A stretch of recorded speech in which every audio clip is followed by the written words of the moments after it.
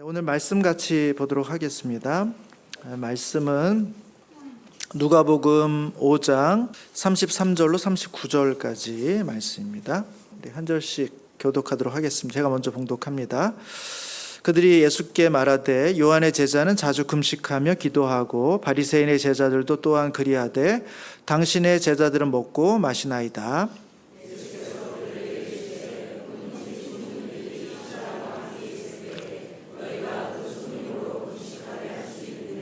그러나 그날에 이르러 그들이 신랑을 빼앗기리니 그날에는 금식할 것이니라.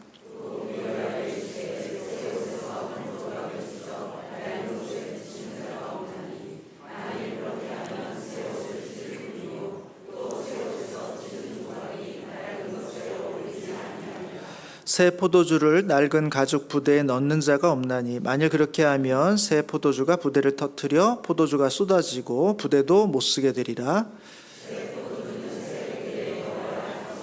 같이 읽습니다. 묵은 포도주를 마시고 새 것을 원하는 자가 없나니 이는 묵은 것이 좋다 함이니라. 아멘. 이렇게 몇 주 전부터 이렇게 조금 설교를 시작하면서 그 본문 안에 있는 좀 중요한 정보들을 조금 하나씩 살펴보면서 가고 있습니다. 얼마 전에는 이제 나병 환자를 다룰 때는 이제 나병이 가지고 있는 유대 사회의 특징이 뭔가를 쭉 설명을 드렸고, 지난주에는 이제 세리에 대한 직업이 어떤 특징을 갖고 있는가 설명을 드렸습니다. 오늘 본문에서 이제 금식이라는 주제가 나오게 되는데, 이 금식에 대한 조금 정보들을 우리 먼저 성도님들께 나누고 오늘 본문을 이해하는 데도 도움이 될 뿐만 아니라 이제 이후에 성경을 쭉 보실 때도 이 금식이라는 주제를 만날 때 이런 맥락이 있구나라고 생각하시면 도움이 될 것 같습니다. 여러분, 금식은 우리가 이렇게 즐거워하는 일은 아닙니다만 유대인들의 삶에 있어서 금식은 굉장히 일상에 자주 등장하고 또 보편적으로 행하고 있던 그런 삶의 방식이었습니다. 특별히 이제 율법에 보면 1년 중에 한 날은 반드시 금식하도록 하나님께서 명령을 주고 있습니다. 7째 달 10일이 되면 속죄일이 되는데 그날은 아침부터 저녁까지 너희가 너희 스스로를 괴롭게 하라 이렇게 말하고 있어요. 그래서 이 스스로를 괴롭게 한다는 것이 무엇인가? 성경은 여러 군데 그 스스로를 괴롭게 하는 것과 금식을 같은 맥락에서 이제 설명을 합니다. 그래서 이 대속죄일에는 사람들이 하루 종일 금식하는 일이 있게 됩니다. 그것을 어길 경우에는 하나님의 율법을 어기는 벌을 받게 되는 것이죠. 그러니까 1년에 적어도 한 날은 온전한 금식을 해야만 된다는 것입니다. 그러면 구약의 이스라엘 백성들이 그때만 금식했는가? 그렇지 않아요. 성경에 이렇게 보시면 여러 상황 속에서 그들이 금식하고 있는 장면들을 만나게 됩니다. 국가적인 재난이 있었을 때 다 온 백성이 같이 기도하라고 요청하기도 하고, 또 심각한 병에 걸렸을 때 그 병의 문제를 가지고 하나님 앞에 금식하면서 나아가기도 하고, 또 애곡할 일이 있을 때 금식하고, 회개할 일이 있을 때 금식하고, 위협이 임박해 있을 때 그 문제를 풀어가기 위해서, 그 문제가 넘어가기 위해서 하나님 앞에 금식하는 일들이 성경에 이렇게 본문들을 쭉 보다 보면 여러 번 반복적으로 등장하고 있다는 것입니다. 그러니까 이들의 일상 속에서 위급한 일이 있을 때, 정말 주님의 도우심이 간절히 필요할 때, 나의 죄를 통회하고 자복할 때 하나님 앞에 금식하면서 나아가는 것은 매우 자연스러운 유대인의 삶의 모습이었다라는 것을 알 수가 있습니다.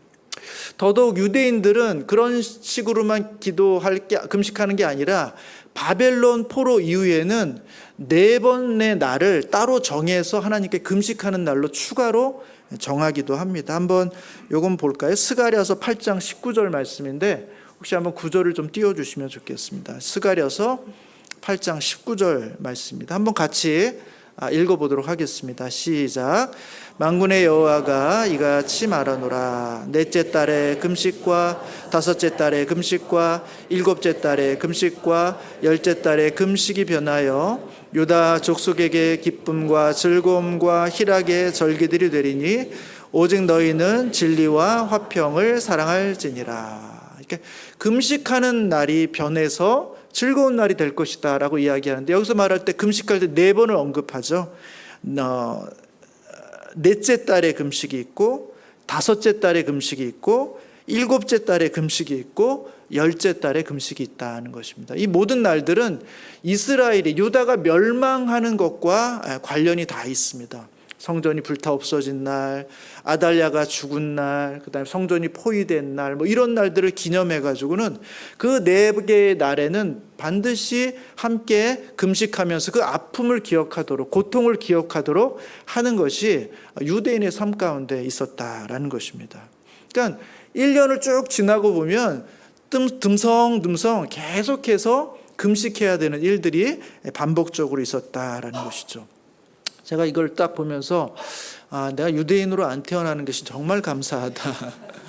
제가 밥을 많이 먹지는 않지만 끼니를 잘 거르지는 않는 편이기 때문에 이 금식한다는 게 저에게는 큰 과제인데 유대인으로 안 태어난 게 너무 감사하다. 더더욱 보니까 바리새인들은 더더욱 심합니다. 오늘 본문에서 문제를 제기하고 있는 이 바리새인들은 어떤 사람이냐 하면, 그들은 이스라엘의 문제가 하나님의 말씀을 온전히 지키지 않았기 때문에, 율법을 철저하게 준수하지 않았기 때문에 이 나라가 이렇게 어려움 가운데 있게 됐다고 생각합니다. 그래서 이 나라가 다시 회복되기 위해서는, 이스라엘이 회복되기 위해서는 하나님의 말씀을 온전히 지키고 율법을 철저하게 지키는 것이 이 민족이 회복할 수 있는 길이다라고 생각했기 때문에, 그들은 또한 무슨 날을 지켰냐 하면, 모세가 시내산에 올라가서 율법을 받으러 올라간 날, 그리고 율법을 받고 내려온 날, 이 날을 기념해서 또 금식합니다. 받으러 올라간 날이 목요일이고 받고 내려온 날이 월요일이라서 이들은 일주일에 2번씩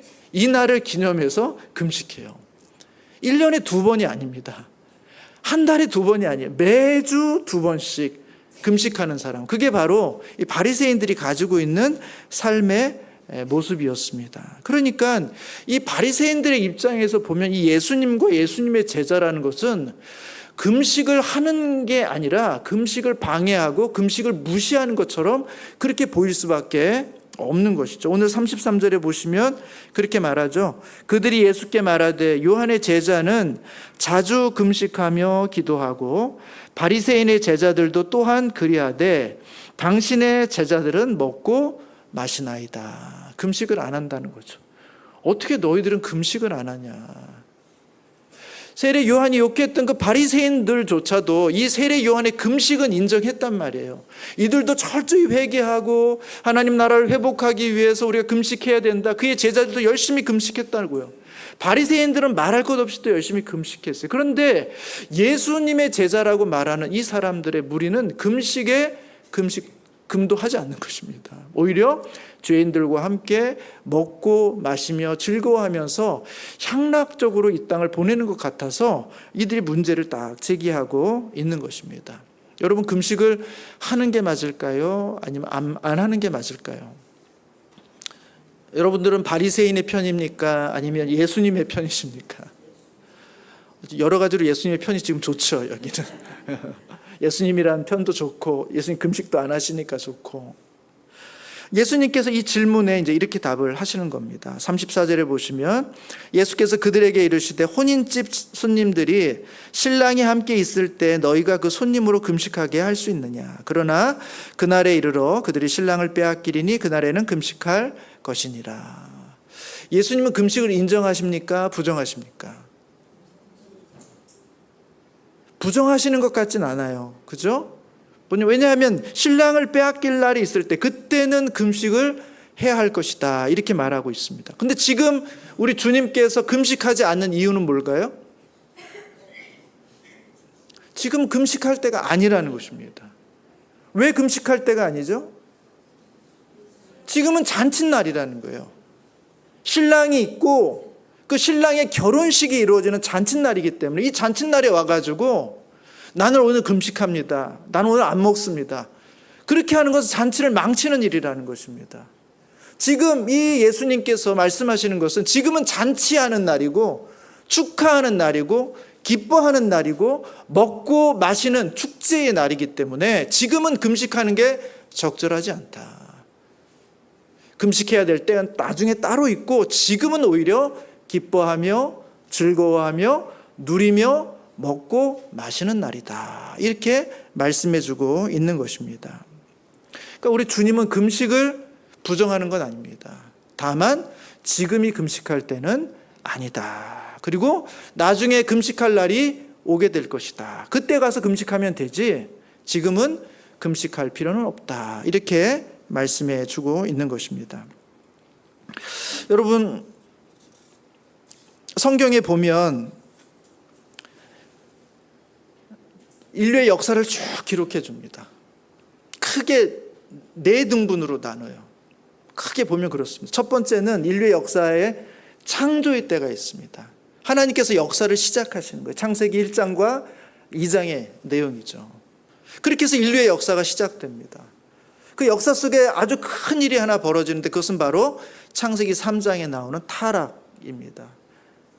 아담과 하와가 하나님의 말씀에 불순종함으로 이제 그 모든 피조물에 하나님의 원래 의도와는 다른 죄의 현상들이 드러나게 되는, 그래서 많은 문제들이 이 세상 가운데 들어오게 된 두 번째 단계가 있습니다. 그게 바로 인류의 타락이죠.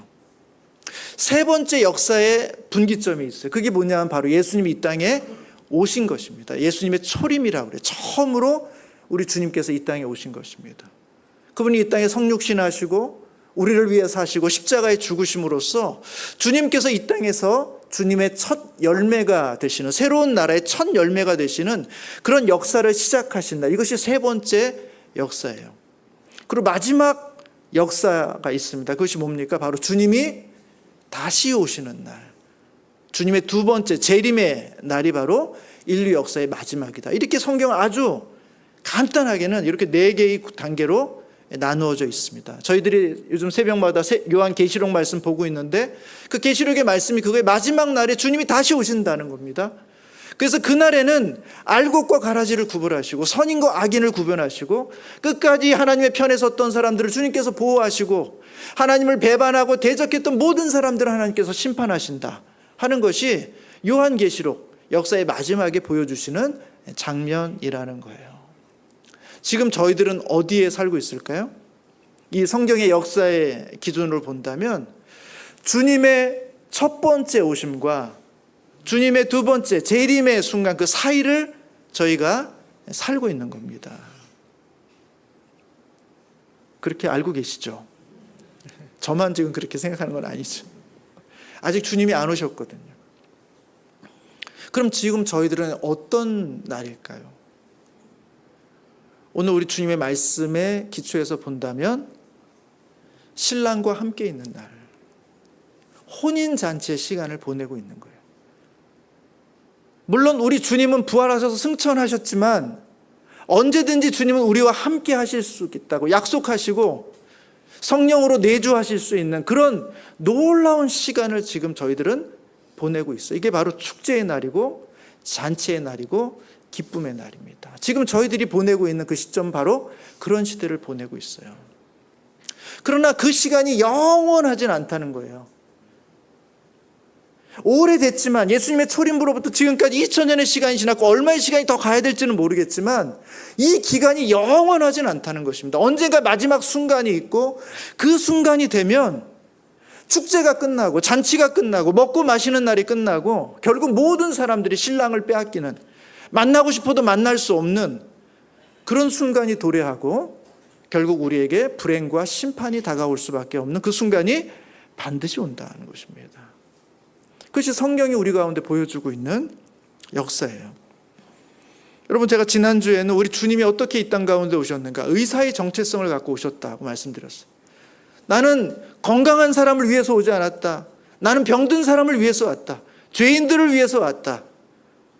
아픈 사람들에게 의원이 쓸 때 있다. 그러니까 우리 주님은 이 땅에 오시면서 내가 의사로서 사람들의 문제를 해결하고 병을 고쳐주고 이들을 다시 구원하고 회복시켜주는 그런 일을 하기 위해서 지금 이 땅에 왔다고 말씀하고 있습니다. 그러나 영원히 그런 건 아니죠. 우리 주님이 어느 순간 판사로 바뀌는 순간이 있어요. 의사의 얼굴을 하고 있다가 어느 순간이 되면 판사의 얼굴로 싹 바꾸셔가지고는 모든 것을 선과 악으로, 정의와 공의와 불의를 구별해내시고 알곡과 가라지를 구별해내셔서 알곡은 거두어다가 하나님의 창고에, 가라지는 거두어다 불에다가 던져 넣으시는 마지막 최종적 심판이 있다라는 사실을 성경은 우리 가운데 말씀해 주고 있어요. 지금은 우리 주님이 어떤 얼굴을 하고 계십니까? 의사의 얼굴을 하고 계시다는 거예요. 잔치의 시간을 저희들은 보내고 있다는 것입니다. 근데 문제는 이겁니다. 그러면 우리가 딱 우리 주님의 표정을 잘 살폈다가 우리 주님의 얼굴에서 의사의 농도가 점점 떨어지고 판사의 농도가 점점 높아지는 어느 시점이 되면 그때 내가 준비해가지고 예수를 믿으면 되지 않을까? 그렇게 생각하는 분도 혹 계실지 모르겠습니다. 그게 그렇지가 않아요. 그러니까 주님이 오실 때 의사로서의, 좋은 분으로서의 모습이 조금씩 줄어들고 웃음도 줄고 점점 얼굴이 경직되고 막 이렇게 가다 갑자기 판사로 바뀌는 게 아니라 판사로 바뀌기 바로 전까지는 완벽한 의사였어요. 완벽히 환하고 완벽하게 언제든지 품에 안아주실 수 있는 그런 얼굴이었는데 그 호련히 한순간에 갑자기 확 바뀌기 때문에 아무도 그 순간을 눈치챌 수가 없다는 거예요. 그게 우리의 고민입니다. 주님은 이 땅에 우리 가운데 의사로서 우리의 문제를 해결하고 고치고 치유하고 회복하시기 위해서 이 땅에 오셨는데 영원히 그렇게 오신 것은 아니다.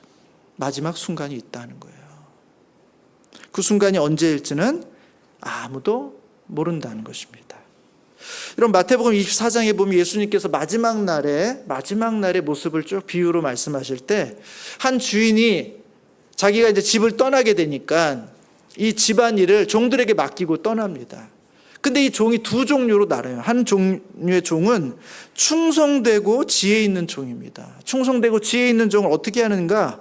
주인이 언제 온다는 얘기를 하진 않았지만 자기가 맡은 일이 있으니까 주인의 오심과 상관없이 그는 자기의 일을 열심히 하는 거예요. 때가 되면 할 일을 하면서 주인이 오시든 오시지 않든 보든 보지 않든 그 일을 열심히 감당하고 있는 것.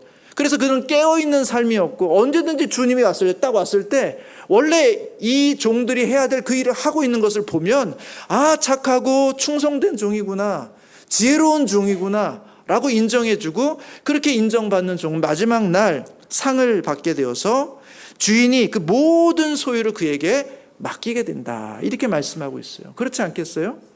내가 관리하는 것보다 더 열심히 철저하게 관리하는 그렇게 충성스러운 종이 있다면 어이구 믿을만하네 하고는 그 종에게 모든 것을 다 맡긴다는 것입니다. 자, 문제는 뭐냐 하면 이 충성되고 지혜 있는 종이 아니라 악한 종이라는 것입니다. 악한 종. 여러분, 악한 종의 생각은 뭔지 아세요? 하나입니다. 주인이 더디오리라. 지금 주인이 오시겠나? 이제 떠난 지 얼마 안 됐는데 그렇게 멀리 가셨는데 이렇게 쉽게 오시겠나? 주인이 더디오리라고 생각하는 거예요.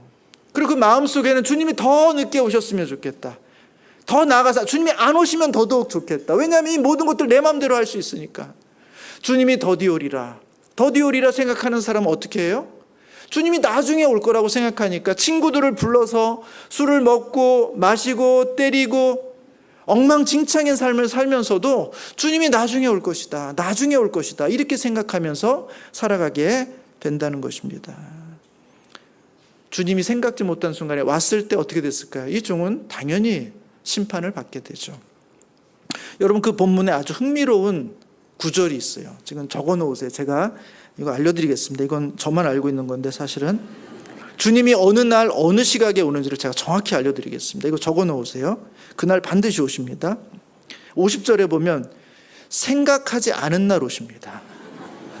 성경에 그대로 있어요. 생각하지 않은 날 오십니다. 어느 시각에 오느냐? 알지 못하는 시각에 오십니다. 이게 주님이 오시는 날과 시예요. 생각하지 못하는 날, 알지 못하는 시각에 오시는 거예요. 아무도 예측할 수 없어요.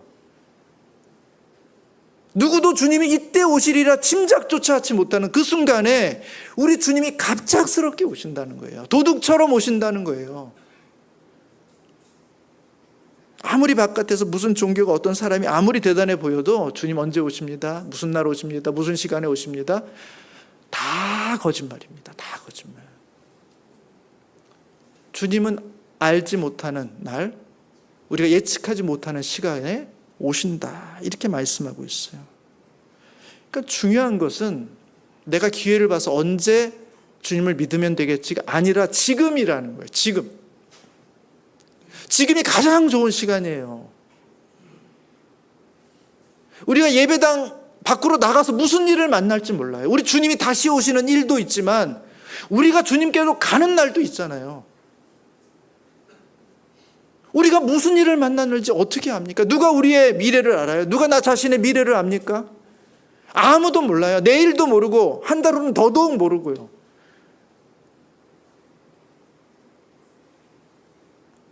제가 종종 마트에 가서 아이가 막 난리를 피우면 이렇게 셋을 셀 때까지 너 일어나지 않으면 아빠 화낸다, 이렇게 비유를 들 때 여러분, 하나, 둘, 그 다음에 뭐밖에 없습니까? 셋밖에 없어요. 셋밖에. 지금 우리 주님은 둘을 셌다고요. 이미 주님이 오셨을 때, 초림했을 때 우리 주님은 그게 마지막 날 말세의 시작을 알려주는 겁니다. 둘을 세신 거예요. 그리고 이제 주님은 셋을 세면 끝나는 겁니다. 둘에서 셋까지 몇 가지가 있습니까? 숫자가 하나밖에 없어요. 하나밖에. 그런데 우리 주님이 바로 셋을 안 세시는 거예요. 왜요? 잔치의 시간을 늘리는 겁니다. 한 사람이라도 더 은혜를 받도록, 한 사람이라도 더 주님의 폼이 오도록. 그래서 우리 주님은 둘의 반, 둘의 반의 반, 둘의 반의 반의 반, 그 반을 계속 외치고 있는데 이 반을 언제까지 몇 번이나 외칠지 그건 아무도 몰라요. 아무도 몰라요. 지금까지도 우리 주님께서 반의 반의 반을 외치셨으니까 앞으로도 계속해서 반의 반을 외치시겠다? 아닙니다. 그 반의 반의 반이 어느 순간이 될지 아무도 모르고 반의 반의 반을 마지막으로 외치고 셋이라고 말하는 순간, 셋이라고 말하는 그 순간이 반드시 우리의 역사 가운데, 우리의 삶 가운데 온다고 성경이 말씀하고 있는 것입니다. 여러분, 우리가 언제 주님을 만날 수 있는가? 지금이에요. 지금이 가장 좋은 시간이면서 지금이 가장 유일한 시간일 수 있는 거예요. 여러분, 이사야서 55장 1절엔 이렇게 우리 주님께서 우리를 초청하십니다. 목마른 자들아 물로 나오라. 목마른 자들아 물로 나오라.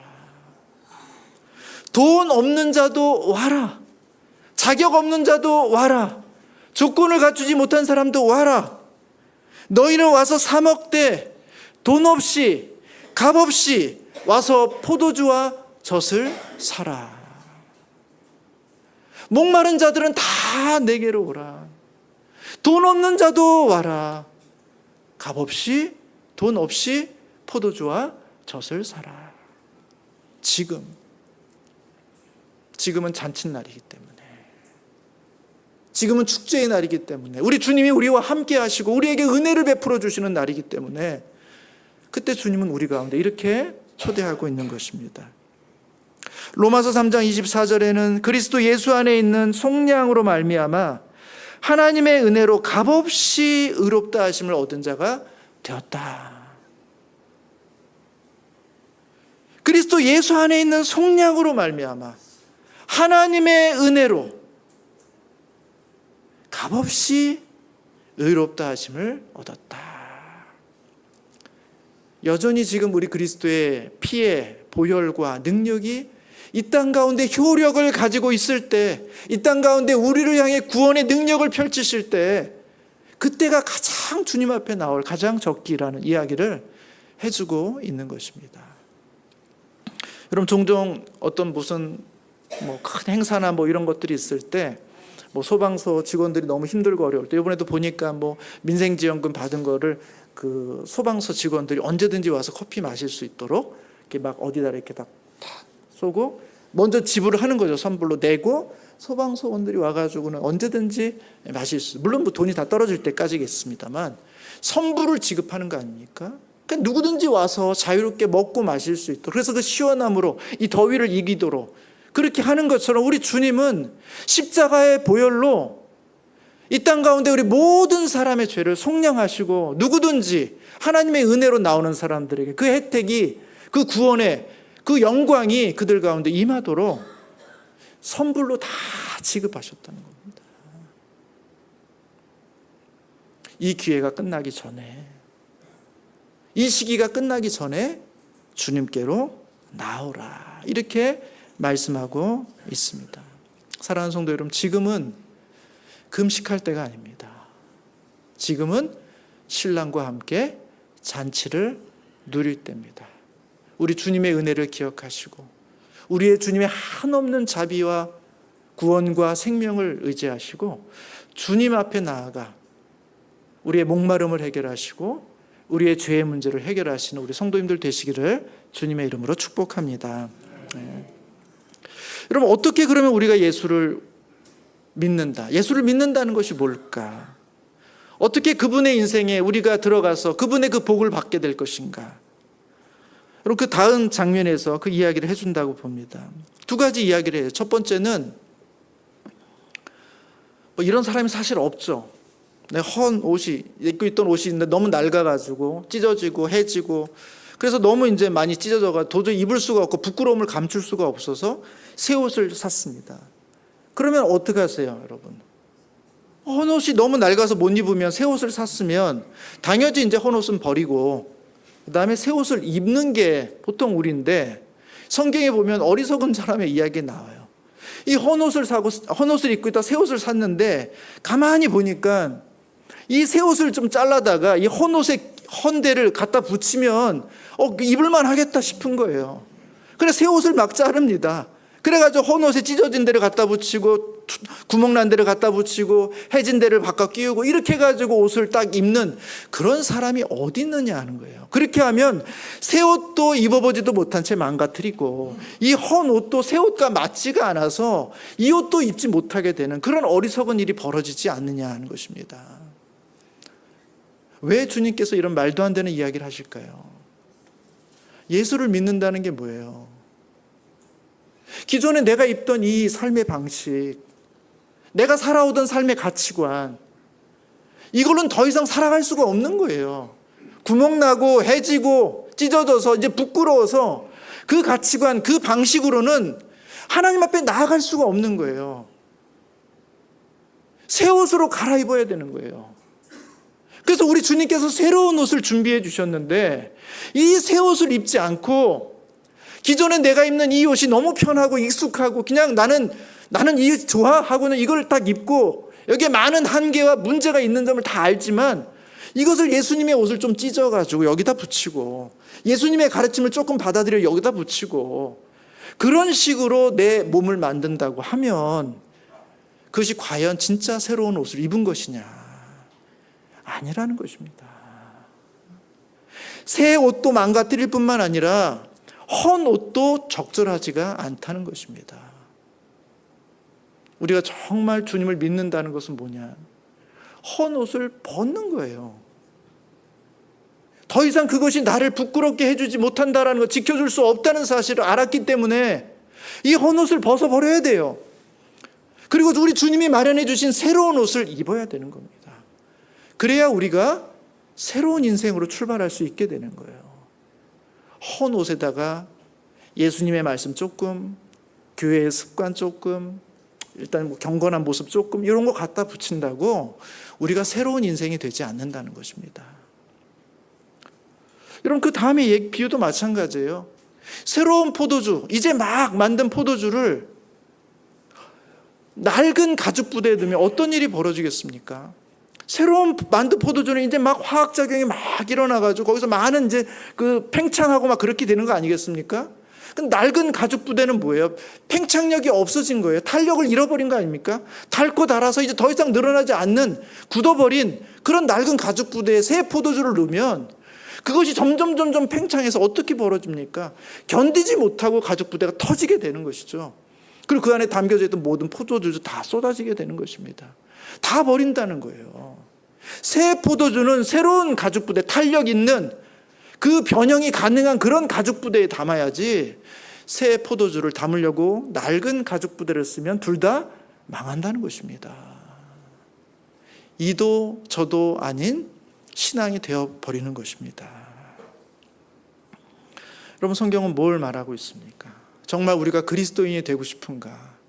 정말 우리가 하나님의 은혜를 받기를 원하는가? 그러면 내가 살고 있는 삶의 방식은 그대로 두고 문제가 있는, 하자가 있는, 조금 이건 좀 개선해야 되겠다 하는 그 부분만 딱 찾아가지고 그거에 적절한 교회의 것들을 갖다 붙이고 예수님의 말씀을 갖다 붙이고 이렇게 하는 것으로선 하나님 앞에 구원받을 자가 되지 못한다는 거예요. 여러분, 우리의 신앙은 어떤 신앙입니까? 우리는 헌옷을 벗고 새 옷을 입은 신앙입니까? 아니면 지금까지 내가 살아왔던 인간적인 모든 방식은 그대로 다 간직한 채 우리 주님이 보여주고 있는 이 새 옷 중에서 일부를 떼어다가 그냥 여기다 조금 붙여서 그럴듯하게 그리스도인다운, 교인다운 모습으로, 여러분, 그렇게 우리는 하나님의 백성이 되는 게 아니라는 것입니다. 포도주가 우리 가운데 새롭게 들어오면 그것이 우리 안에 마음껏 역사하도록, 그렇게 힘있게 생명력을 가지도록 역사해야 되는데, 우리는 그저 낡은 가죽부대, 옛 생각과 우리가 갖고 있던 편견과 고집과 인간적인 욕망으로 가득 이미 견고해진 그 틀이 있어서 이것이 막 팽창해 버리면, 야, 이거 내가 받아들일 수 없구나 하고는 그냥 뚜껑을 열어버리는, 내 용량의 포도주를 맞추는 그런 모습의 신앙이라면 우리는 참다운 그리스도인이라고 말할 수가 없다는 것입니다. 정말 우리가 그리스도인이 된다는 것은 우리의 헌 옷을 벗고 주님이 주시는 새 옷을 입는 거예요. 낯설고 어색하고 내 스타일이랑 조금 안 맞는 것 같아도 이것이 가장 나에게 맞는 옷인 줄 알고 주님이 주시는 새 옷을 입는 것입니다. 포도주가 내 안에서 생명력 있게 역사하도록 내 낡은 부대를 버리는 거예요. 여러분, 베드로가 예수님의 말씀 앞에 너 깊은 데 가서 그물을 내려서 고기를 잡으라. 베드로의 틀이 있어요. 주님, 밤새도록 제가 여기 깊은 데 가서 그물을 내려서 고기 잡았어요. 근데 밤새도록 못 잡았습니다. 그가 가지고 있는 그런 낡은 가죽 부대예요. 내 경험, 내 편견. 그래서 지금 다시 내려도 아무 고기도 잡을 수 없다는 그런 결론. 여러분, 베드로는 그렇게 갖고 있었죠. 그런데 베드로는 주님의 그 말씀에 자기의 틀을 버려요. 주님, 내가 밤이 새도록 그물을 던졌지만 아무것도 잡을 수 없었습니다. 그러나 당신의 말씀에 의지해서 내가 다시 그물을 내려서 고기를 잡겠습니다 하고는 그가 가지고 있는 모든 편견과 기존의 가치관들 하나님의 말씀 앞에 내려놓습니다. 그것이 나를 지배하도록, 그것이 나를 움직이도록, 그것이 나의 삶의 방향을 만들도록 그렇게 베드로는 변화된 겁니다. 누가 예수를 믿을 수 있는가? 어떻게 예수를 믿는가? 교회 다니고 헌금 좀 하고 봉사 좀 하고 교회에서 어떤 직분을 받고, 어쩌면 우리가 우리의 헌옷 위에 이것저것 천을 갖다 붙이는 신앙이었다면 그것은 참된 신앙일 수가 없습니다. 완전히 새로운 틀, 헌옷이 아니라 주님이 말씀하시면 그것을 나의 옷으로 삼아서, 주님이 우리를 인도하시면 그 인도하시는 것이 우리의 옷인 줄 알고 그것을 나의 삶의 방식으로 삼아서, 그것이 나를 부끄럽게 하지 않을 줄 알고 그것을 나의 몸에 두르면서 주님을 쫓아갈 때, 내가 가지고 있던 편견, 고정관념, 생각들, 인간적인 욕망들의 그 틀에 맞지 않는 모든 주님의 가르침은 다 제거해버리는, 그래서 내 틀에 맞는 그런 말씀만 내가 다 가지고 오는 그런 삶은 이도 저도 아닌 신앙, 주님의 말씀이 내 안에 역사해서 나의 삶을 바꾸기를 원하시면 그 말씀이 옳은 줄 알고 그 말씀을 담기 위해서 나의 삶의 틀을 바꾸는, 나의 가치관을 바꾸는 그런 모습으로 나아갈 때, 그때 우리는 비로소 정말 우리 안에 새로운 나라, 새로운 질서, 우리 주님이 우리에게 왕으로서 오셨구나라는 사실을 확인하게 된다는 것입니다. 사랑하는 성도 여러분, 주님 말씀하세요. 예배 끝나고 집에 가서 아니에요. 내일, 다음 주, 몇 달 정도 더 들어보고 아닙니다. 지금 주님께서 우리를 초대하고 있을 때, 신랑이 빼앗기지 않고 여전히 우리 가운데 잔치로서 하나님의 풍요를 누릴 수 있는 지금, 이 하나님의 말씀을 우리에게 주시는 도전과 기회인 줄로 알고 나의 헌옷을 벗고 주님의 새 옷을 입고 나의 낡은 구대를 벗어서 주님의 새 포도주를 담을 수 있는 그런 성도로 살아가시는 우리 성도님들 되시기를 주님의 이름으로 축복합니다. 기도하겠습니다.